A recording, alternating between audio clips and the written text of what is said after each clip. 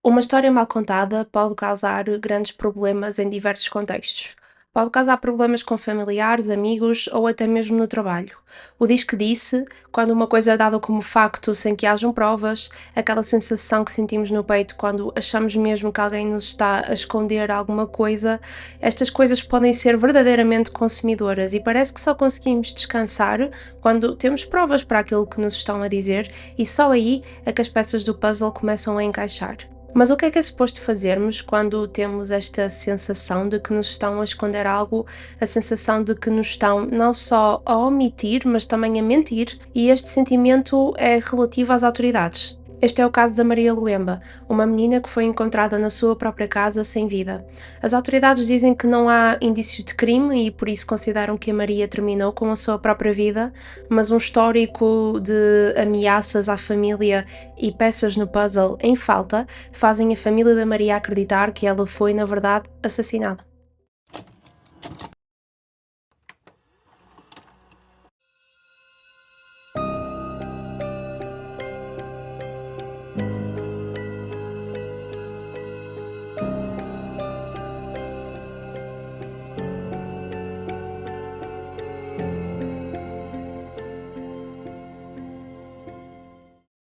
Antes de começarmos, queria dizer que, infelizmente, este é daqueles casos para o qual não existe muita informação.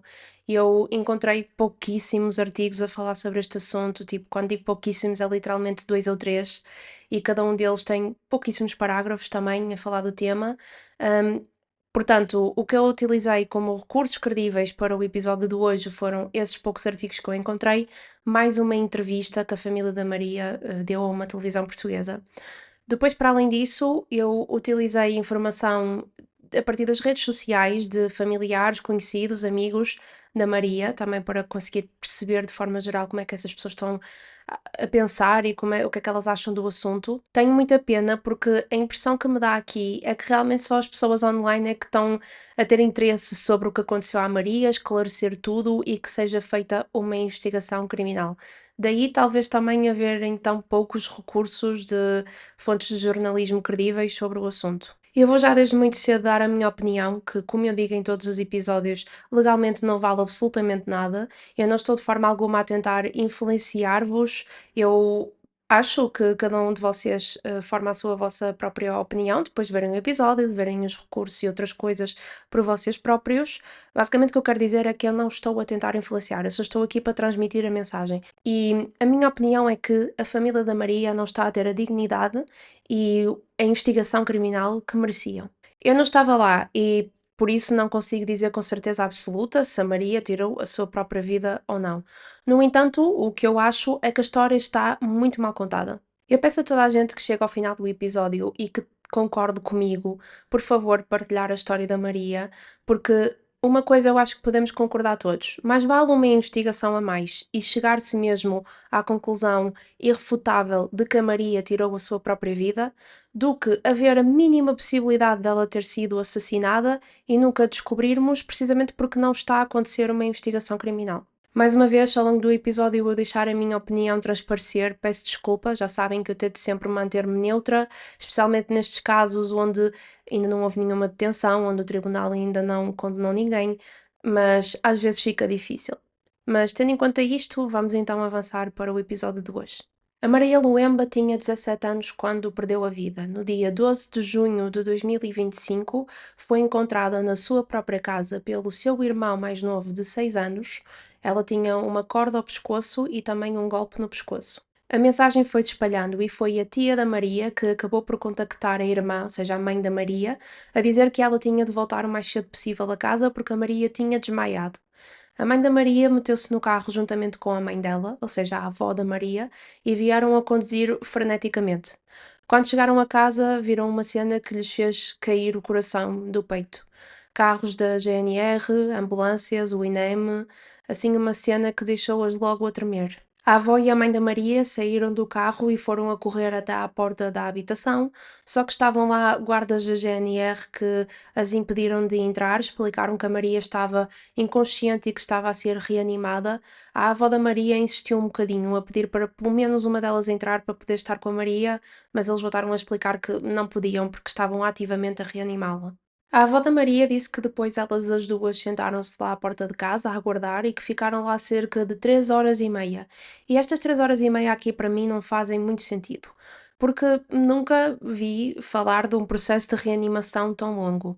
O que normalmente dizem é que ali ao fim de 6, 10 minutos, depois da pessoa parar de respirar e o coração parar de bater, que mesmo que depois a pessoa consiga ser reanimada, já existe ali uma possibilidade da pessoa acordar com danos no cérebro, ou seja, a pessoa depois poder ter algum tipo de problema cognitivo ou motor.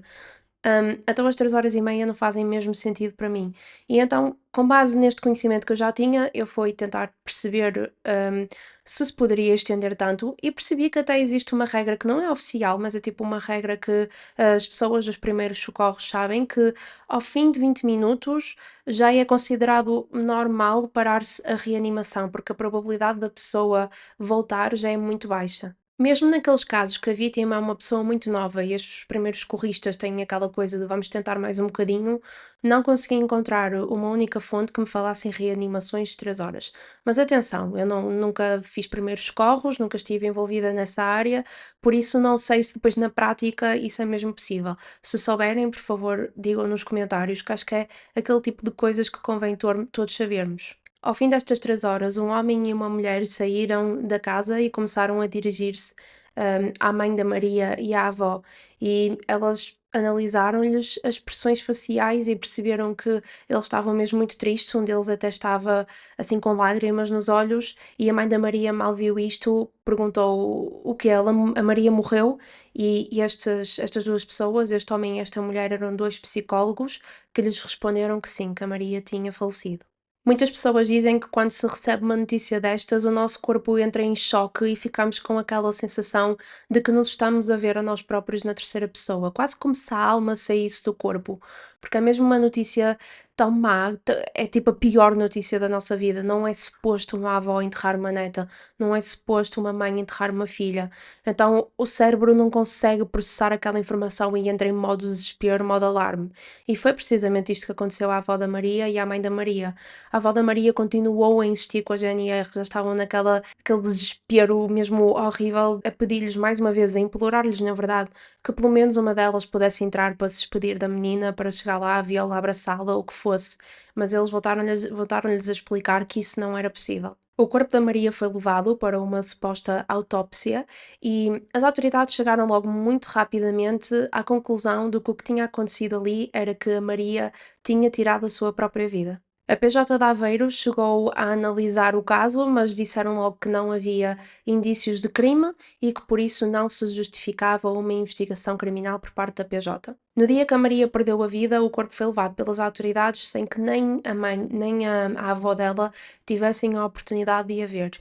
E depois a família estava sempre a tentar contactar as autoridades porque queriam ver a Maria, queriam fazer o reconhecimento do corpo, queriam as burocracias que é preciso fazer-se nestas situações e depois, mais tarde, eles queriam o corpo de volta para poderem fazer um funeral.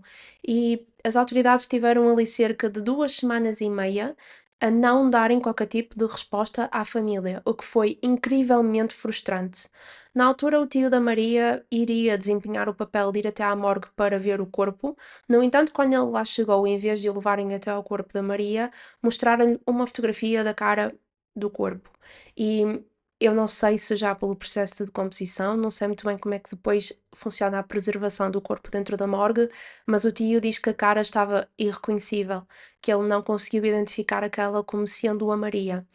E lá está, a família já estava a entrar naquela coisa de nós queremos fazer um funeral. Já se passaram 2 semanas e meia, ninguém nos diz nada, ninguém nos explica o ponto de situação e está a começar a ficar incrivelmente frustrante porque nós queremos avançar e não conseguimos. A família só conseguiu ter o corpo da Maria de volta no dia 28 de junho. Isto são 17 dias depois do dia em que ela morreu. O que falamos até agora foi a conclusão da investigação das autoridades e por isso é aquilo que legalmente está dado como um facto. A Maria tirou a sua própria vida. No entanto, a família não acredita nesta versão de acontecimentos e isto deve-se a alguns fatores. Eu só quero deixar aqui bem claro que a partir de agora isto são tudo alegações da família da Maria. Eu não estou a dizer que não me acredito, eu só estou a dizer que legalmente isto são alegações, não é o que está dado como facto. Primeiro ponto para eles acreditarem que esta teoria de que ela tirou a sua própria vida não faz sentido. É que a Maria era uma miúda incrivelmente feliz. Ela tinha grandes planos para o futuro, tinha grandes ambições. E isto não é só a família dela que diz, também os amigos, os professores, os conhecidos dizem que a Maria tinha sempre um sorriso na cara e que era muito bem disposta. Existe um vídeo até nas redes sociais de uma amiga da Maria, que depois também falou no funeral dela, a dizer que não se acredita também que a Maria tirou a sua própria vida, porque ela tinha a curto prazo e a longo prazo planos para a sua vida. A longo prazo ela tinha o sonho de se tornar estilista e ela estava muito entusiasmada por poder estudar para isso e seguir essa carreira. E a curto prazo ela estava feliz porque estava quase a aproximar-se uma festa de aniversário da tia dela e ela estava entusiasmada para o que é que ia comer na festa, como é que ela se ia vestir, como é que ela se ia arranjar, porque lá está, ela a ter o sonho de um dia ser estilista, é normal que ela se interessasse por estas coisas, do que ela ia vestir, como é que ia arranjar o cabelo, como é que se ia maquilhar. Então o que esta amiga está a tentar dar a entender é de género, ela queria fazer coisas, tanto a curto prazo como a longo prazo, não era como se ela não estivesse entusiasmada para o futuro e para o que viesse aí, ela estava. Principalmente uma menina que estava em busca de chegar para o seu 10º ano, fazer o curso que sempre sonhou, que ela queria ser estilista. Os sonhos dela não podem morrer, né? Ela estava a se dedicar em casa ontem, estava preparada até uma festa da tia. Vocês acham que uma pessoa que estava fazer de tudo, mandou mensagem pra gente toda contente, gente, que tranças eu vou fazer pra eu quero me embelezar, eu quero preparar a festa da minha tia, eu quero comer uma... Se suicidou? Vocês acham mesmo uma pessoa que estava a se dedicar? Neste mesmo vídeo, ela também refere que toda a gente naquela escola sabe que no 9º ano a Maria sofreu. E eu acredito que aqui ela se esteja a referir a bullying, porque depois vi outro vídeo também das redes sociais a dizer que, da família, a dizer que a Maria tinha sofrido de bullying no 9º ano. Porque ela sofreu muito aqui no 9º ano. Muitos de vocês devem sofrer aqui nessa escola. E ficam em silêncio como ela ficou. E aqui eu não estou a fazer nenhum tipo de ponte entre uma pessoa sofrer de bullying e depois ter pensamentos de tirar a sua própria vida. Todos nós sabemos que o bullying é um problema grave em Portugal e no mundo todo, que imensas crianças e jovens sofrem diariamente com vários tipos de bullying e que estas pessoas podem mesmo entrar numa depressão e ter pensamentos de que a única forma de escapar àquele bullying é se terminarem com a sua própria vida. Por fim, no vídeo, esta amiga da Maria também diz que a Maria tomava conta do irmão mais novo, aquele mesmo irmão que a encontrou sem vida, que ela tinha um instinto muito protetor com o irmão e que ela não acredita que a Maria, ao saber que o irmão dela ia chegar mais tarde naquele dia à casa, se ia fazer aquilo a ela própria com a possibilidade do irmão a ver. Ela não acredita que a Maria fizesse isso ao irmão. Ainda mais sozinha com o irmão pequeno em casa? Alguém que ela cuidava? Vocês acham mesmo? A família e os amigos da Maria acham que as autoridades chegaram à conclusão que a Maria tirou a sua própria vida rápido demais e sem a devida investigação. E aqui as autoridades dizem que a Maria tinha intenções de tirar a sua própria vida e que por isso assim o fez. E eu fico só um bocadinho confusa aqui porque se toda a gente, família, amigos, estão a dizer que a Maria nunca demonstrou essas intenções, eu também não estou muito bem a perceber como é que as autoridades chegaram a essa conclusão, sendo que eles nem sequer falaram com ninguém, eles não falaram com a família da Maria, não perguntaram se a Maria alguma vez mostrou isto, não sei o quê, não tentaram perceber essa perspectiva, então eu fico um bocadinho confusa como é que eles podem dizer que ela tinha estes pensamentos. Eu sei que dá para determinar normalmente só pela autópsia, mas nós daqui a um bocadinho já vamos ver que há outras questões que tornam a história mais suspeita, não é só isto por si. No entanto, eu acho que esta parte também não faz sentido, eles alegarem que ela tinha estes pensamentos, sendo que ao mesmo tempo não conversaram com ninguém da família nem com os amigos que lhes dissesse que ela tinha estes pensamentos. Percebem o que eu quero dizer? Ainda relativamente a este assunto, eu também não quero passar a ideia de que só por uma pessoa não demonstrar sintomas depressivos, não quer dizer que ela não esteja a passar por uma depressão. E nós também já falámos disto aqui noutros episódios. Vamos assumir um bocadinho a ideia de que foi mesmo isto que aconteceu, que a Maria tirou a sua própria vida. Seria perfeitamente normal ela estar a passar por isto sem que ninguém desse conta, porque acontece com muitas pessoas. Nem todas as depressões são acompanhadas de tristeza, choro, raiva, bater portas, ficar fechado no quarto às escuras, não comer, como nós conhecemos como sendo os sintomas tradicionais de uma depressão. Há pessoas que conseguem manter um sorriso na cara, rirem, serem bem dispostas, serem até a luz da sala e depois só quando estão sozinhas é que se permitem sentir aquilo que estão de verdade a sentir. É quase que uma máscara que a pessoa põe para fingir que está tudo bem. E até existe aquele dizer que normalmente a pessoa que mais sorri é a pessoa que mais está a sofrer. E as pessoas que lidam com a depressão desta forma tendem normalmente a ser um risco maior para elas próprias, precisamente porque ninguém se apercebe que elas estão a passar por isto e ninguém tem a oportunidade para as ajudar. E é por este motivo que eu tento sempre dizer isto nos episódios. Nós temos de estar muito atentos aos nossos.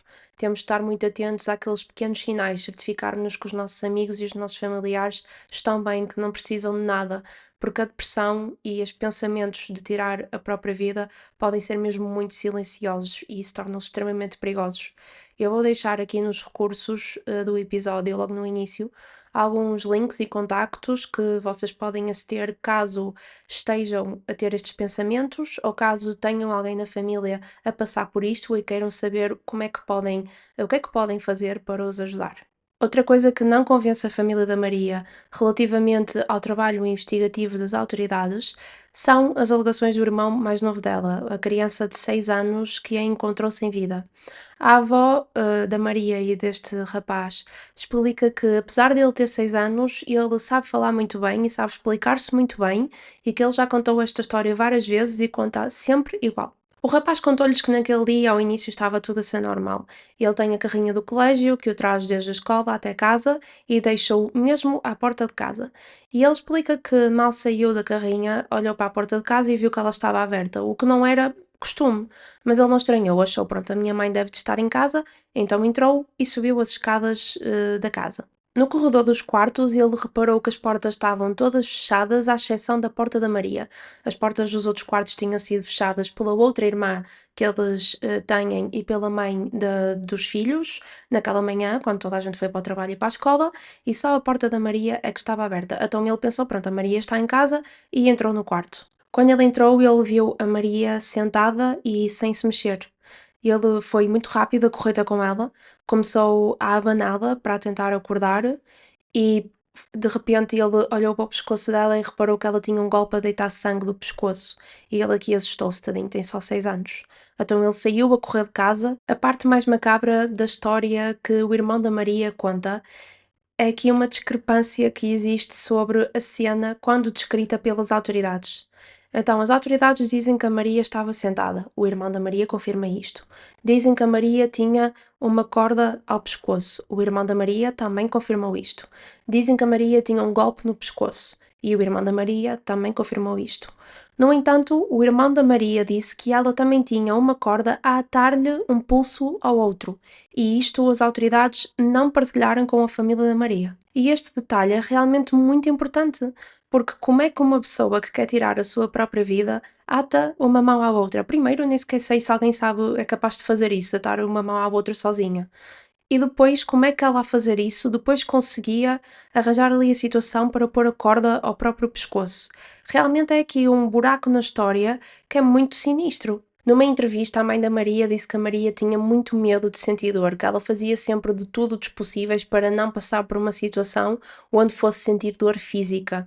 E que então custa-lhe acreditar que a filha dela se punha numa situação onde ela precisasse estar ali vários minutos em agonia até atingir aquele fim.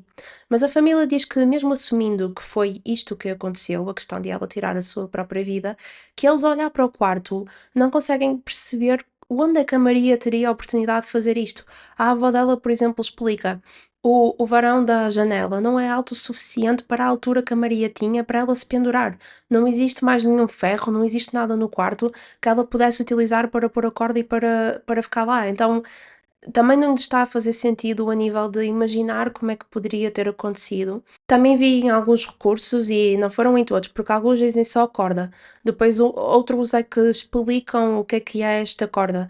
Dizem que esta corda que ela utilizou é, na verdade, o store da persiana. Aquela fita que nós temos de puxar para abrir uma persiana, que foi isto que ela utilizou para tirar a sua própria vida. E eu, mais uma vez, não sei se isto é possível ou não, mas realmente a pensar na questão de ela se pôr à beira da janela para utilizar a fita da persiana, também não consigo perceber como é que ela conseguia ficar suspensa, percebem o que eu quero dizer? Mas então a família da Maria não se acredita nesta conclusão das autoridades de que ela tirou a sua própria vida. Eles acham sim que ela foi assassinada. Fica aqui a questão, mas por quem e porquê? Quem é que é o suspeito da família?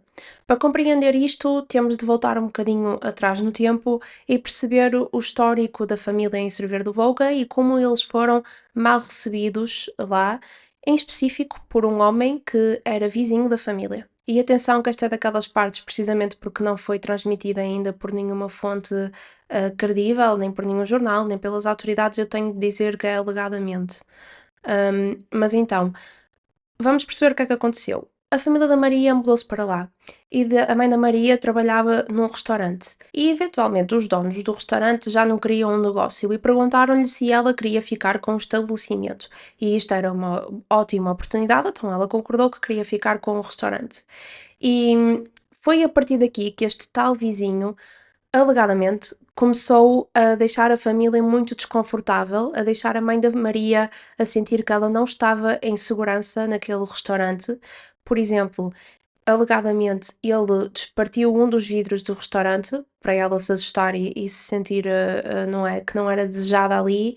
Depois também vi conhecidos na internet a dizer que ele chegou mesmo a deixar fezes à porta do restaurante. Esta família, desde que se mudou para esta área, a mãe dela fez uma aquisição de um restaurante, na qual sempre recebeu ataques por parte de um indivíduo que já partiu os vidros do restaurante, já meteu fezes na porta do restaurante. Também encontrei um vídeo que uma mulher diz que 3 dias antes da morte da Maria, este homem pôs areia no tubo de escape do carro da mãe da Maria, o que acabou por provocar um incêndio. Ou seja, temos mesmo aqui, não é, assumindo que estas coisas são a verdade e que estas alegações aconteceram mesmo, temos aqui mesmo aquela intenção de ameaçar a pessoa, de fazer a família não se sentir em segurança, de pôr até em perigo as vidas, não é? Esta questão da areia, de causar o incêndio, é realmente muito grave, mesmo a partir o vidro, podia ter magoado alguém a sério, por isso se assumirmos que estas coisas aconteceram mesmo, temos aqui uma pessoa extremamente problemática que estava a causar grandes problemas e grande transtorno à família. E 3 dias antes da morte da menina, meteu areia no tubo de escape do carro da senhora, no qual incendiou. Há também um vídeo de uma mulher que conta que no dia que a Maria perdeu a vida, que este homem estava sentado num café à frente da casa da família da Maria, a rir-se para a situação, que ele tinha arranhões na testa e um olho pisado, e isto leva as pessoas a acreditar que ele ganhou aqueles arranhões e aquele olho pisado num confronto físico com a Maria que terá acontecido dentro de casa. Esta mulher até explica que o homem é baixinho, a Maria até era alta para a idade, que acreditam que a Maria numa situação dessas teria dado luta. Então, aqui o que as pessoas acreditam é que lá está, ele entrou dentro da casa, que começou ali algum tipo de confronto físico entre os dois e que ele acabou por a assassinar. Para vocês verem, no dia do óbito que eles fizeram, que ela sentada, este senhor foi até lá, ficou sentado no café à frente, a rir.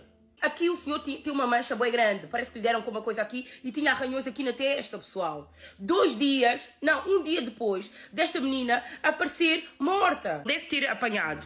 Quando a menina sai para levar o irmão à escola, quando ela volta, é que ele deve ter entrado dentro de casa. Eles deviam estar ali no desentendimento, até porque o senhor é baixinho. A menina deve lhe ter acertado com alguma coisa que lhe fez aqui o olho ficar inchado. Deve ter dado uma bofa ou uma coisa qualquer. Mas então, se a família da Maria se sentia ameaçada por este homem, se a mãe da Maria já tinha sido incomodada por ele várias vezes no restaurante em diferentes situações, e porque é que na altura que o corpo da Maria foi encontrado, mesmo com a família a expor esta possibilidade, porque é que as autoridades não tentaram perceber se havia água no bico para esta versão de acontecimentos? O que se diz é que este homem é filho de duas pessoas muito ricas e influentes na zona de Aveiro e que por isso a PJ e a GNR sabiam perfeitamente com que tipo de famílias é que estavam a lidar e que estão quase que a proteger o assassino. São estas as alegações que circulam na internet e também é isto que acredita a família da Maria. Mesmo agora que já se passaram várias semanas depois do corpo da Maria ter sido encontrado, continuam muitas peças em falta no puzzle. Por exemplo, quando o irmão da Maria a encontrou assim e viu o sangue e se assustou, ele saiu a correr de casa e ele foi tipo à procura do primeiro adulto que encontrasse para pedir ajuda pela irmã. E ele encontrou uma mulher a levantar dinheiro no multibanco lá à beira. E ele foi ter com a mulher, explicou-lhe e a mulher seguiu o miúdo até casa e ela viu o corpo da Maria. Até agora ninguém sabe dessa mulher. Ela não falou com a família. A família queria falar com ela para perceber se ela também tinha visto as mãos da Maria atadas uma à outra. Eu acredito que ela deve ter falado com as autoridades na altura, eu espero que sim, mas a família não sabe porque é que ela não quer falar com eles, porque é que ela ainda não falou com a comunicação social, porque é que ela basicamente ainda não apareceu para contar o que é que ela viu. Outra questão aqui estranha é que o presidente da junta lá da zona, supostamente, segundo a família da Maria, disse-lhes para eles, por favor, pararem de procurarem respostas sobre o que aconteceu à Maria, para pararem de falar do assunto, de chatear pessoas. Basicamente, a ameaçá-los para eles largarem o assunto. Que é realmente muito estranho. Neste ponto, parecia realmente que só as pessoas na internet tinham interesse por uma investigação criminal e que estavam suspeitas da história. Também a partir da internet foi organizada uma manifestação no dia 29 de junho, onde basicamente as pessoas estavam lá a exigir uma investigação criminal pela Maria. Também foi criada uma petição, para o qual eu vou deixar o link para caso vocês a queiram assinar, mas a petição diz: A Maria vivia com a mãe e sonhava com um futuro melhor.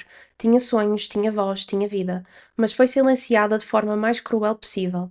E tudo indica que o principal suspeito é filho de uma figura poderosa e influente, protegido por um manto de silêncio e impunidade.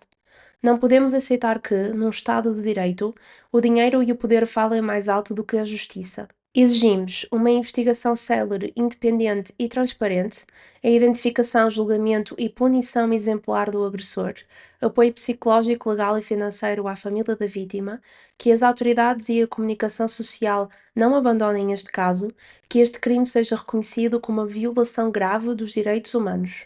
Existe também um comentário nesta petição de uma mulher que alega ser uma das professoras da Maria. Não temos forma de saber, mas eu acho que para a possibilidade de ser, acho que gostava de ler este comentário. Ela diz: Maria Luemba foi minha aluna e a sua partida é uma dor imensa. No seu último dia de aulas, lembro-me perfeitamente de me pedir conselhos sobre o seu percurso e as escolhas mais valiosas para o seu futuro. Ela falava com entusiasmo dos seus planos para continuar os estudos. É impensável para mim que alguém naquele estado de espírito, tão focado no futuro e em busca de orientação, pudesse ter feito algo do que alegam. Era uma jovem cheia de vida, ambição e potencial, e a sua ausência é uma perda irreparável. Entretanto, no dia 25 de junho, a Procuradoria-Geral da República, que é o órgão que gera os magistrados do Ministério Público, disse que abriu um inquérito para investigar o caso da Maria. Para além disso, o consulado angolano disse que estava a acompanhar o caso a partir do Porto. Foi reportado no dia 3 de julho que um grupo de manifestantes angolanos estava à porta da residência oficial do primeiro-ministro, cá em Portugal, a basicamente fazer ameaças sobre a segurança interna de Portugal. E isto foi reportado no X, o antigo Twitter, a partir de uma conta de apoio ao Partido Chega. Esta publicação foi acompanhada de um vídeo onde supostamente se via a manifestação e, claro, uma publicação destas teve milhares de visualizações e também milhares de comentários extremamente racistas. No entanto, já foi provado que isto é completamente falso. Basicamente, esta conta, para fazer esta publicação, utilizou um vídeo de uma manifestação que aconteceu em frente à Embaixada de Portugal em Londres e utilizaram essa filmagem para fazer de conta que foi a manifestação que aconteceu aqui em Portugal.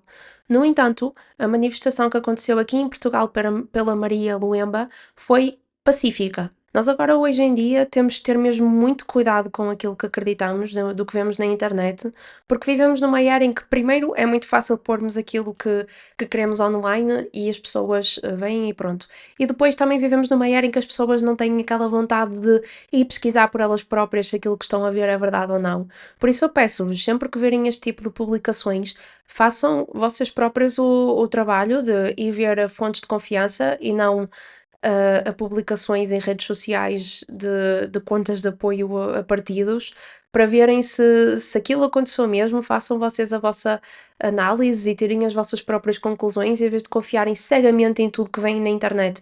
Infelizmente estamos numa altura em que, tipo, mais de metade das coisas que estão na internet são mentira e só estão lá para destilar ódio. Muitas pessoas a abordar o caso da Maria não conseguem fazê-lo sem abordar o caso do racismo em Portugal.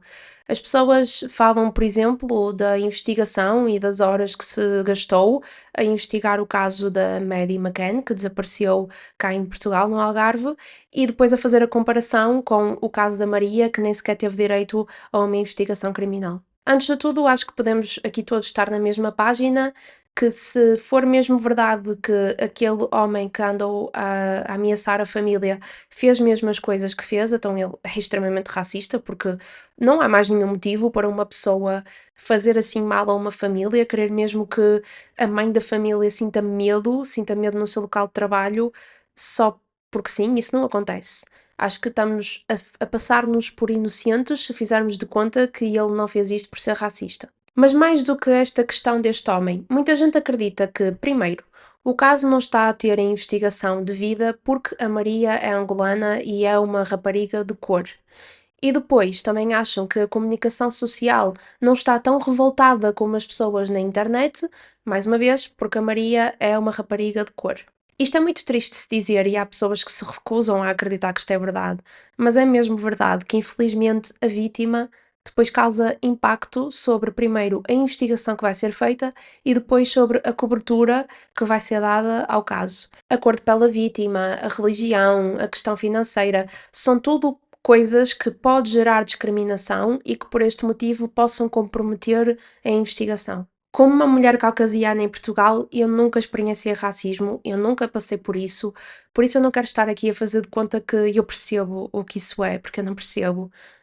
Estaria a mentir, não é? Não consigo sequer imaginar o que é passar por isso, sentirmos que as pessoas nos julgam só por olharem para a nossa cor de pele, o quão deve de doer às vezes, como é que deve de ser frustrante e revoltante, e eu nem consigo imaginar. Eu faço aqui um bocadinho a comparação, se calhar, que as pessoas brancas nunca vão compreender as pessoas de cor e o racismo que elas passam, cá em Portugal, por exemplo, assim como um homem nunca vai compreender as experiências de uma mulher e sentir o que é ter medo de andar na rua à noite, sozinha, ter medo de ser assediada, de ser perseguida, essas coisas. Eu acho que é, se calhar, aqui uma comparação para nós percebermos como não conseguimos compreender as experiências das outras pessoas. E é muito importante nós lembrarmos-nos sempre que não é por nós não compreendermos a experiência de outra pessoa que quer dizer que essa experiência seja inválida. Eu acho que cada vez mais, também um bocado ligado ao que eu estava a dizer ao bocado, de nas redes sociais só se destilar ódio. Cada vez mais nós estamos a perder uma capacidade, uma coisa tão linda de ser humano que é a empatia. É uma coisa muito importante para nós nos conseguirmos relacionarmos com os outros e cada vez mais estamos a viver num mundo que parece que é cada um por si e que se lixa as experiências dos outros porque não é a minha experiência e não pode ser assim. E não é por nós dizermos não existe racismo em Portugal que ele vai deixar de existir, não é assim que funciona. O racismo em Portugal ainda existe e os dados estatísticos da União Europeia em Portugal, por exemplo, para o último ano, provam-no. A família da Maria está compreensivelmente muito mal. Depois do que aconteceu à Maria, o irmão dela foi passar um período de tempo a outro sítio. A família não quis dizer onde, está completamente no seu direito, mas ele foi passar algum tempo a outro sítio onde havia outras crianças para ele se abstrair um bocadinho do que é que tinha visto.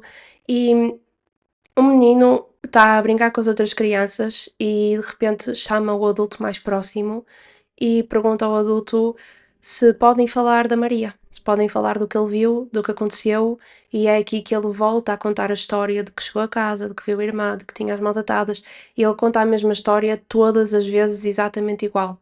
Imaginem o trauma desta criança de ter visto a irmã naquela situação, de nunca mais ver a irmã na vida agora, é realmente uma coisa que eu tenho muita pena, porque isto é daquelas coisas, principalmente nestas idades, que marca para toda a vida. Na entrevista que a mãe da Maria deu, ela falou de uma forma que me tocou muito no coração. Ela falou a dizer que a Maria era uma miúda muito feliz, era muito alegre, que ela era a vida da casa. A casa estava sempre feliz porque a Maria estava sempre de um lado para o outro, com um sorriso na cara, a cantarolar e que contagiava toda a gente. E que ela não sabe agora o que é que vai fazer à vida dela sem a menina dela em casa.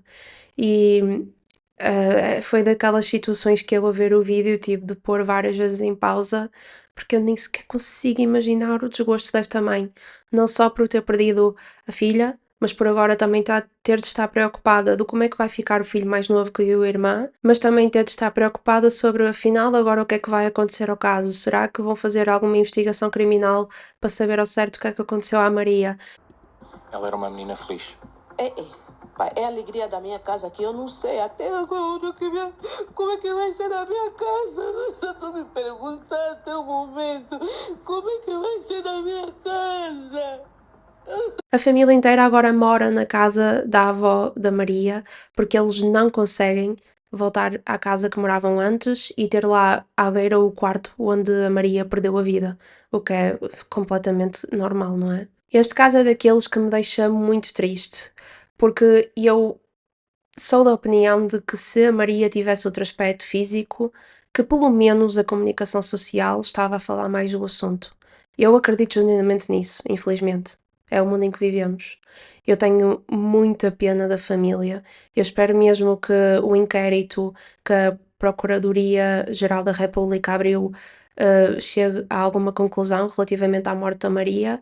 Eu espero mesmo que a família consiga encontrar a paz de perceber o que é que aconteceu, lá está, terem a certeza absoluta de que foi a Maria a tirar a própria vida, que haja uma investigação que lhe responda essas perguntas, que lhe tirem estas dúvidas, que os deixem tranquilos, basicamente, porque eu acho que é isso que lhes está a faltar. Ou então, lá está, chegarem à conclusão de que houve aqui um assassinato e, se é este o caso, responsabilizar a pessoa que o cometeu. Espero que vá para um dos lados, mas que qualquer que seja a conclusão disto, que a família consiga, dentro dos possíveis, encontrar a paz. Mais uma vez, partilhem o caso da Maria, partilhem este vídeo ou outra coisa qualquer para falar do assunto, porque a família dela precisa de nós neste momento. Nós nunca sabemos quando é que vai ser a nossa vez e eu acho que as autoridades só vão ouvir se fizermos barulho. Acho que, infelizmente, caso contrário, o caso da Maria vai cair no esquecimento. Mas digam-me vocês, o que é que vocês acham? Acham que a história também está assim meio suspeita? Acham também que há muitas pontas soltas? Ou acham que, pronto, faz sentido que a investigação foi correta, que determinaram aquilo e simplesmente é a família e a internet que estão em negação? Digam-me o que é que vocês acham, que eu gosto sempre de ver as vossas opiniões. Este foi então o caso da Maria Luemba. Eu espero que tenham gostado de me ouvir.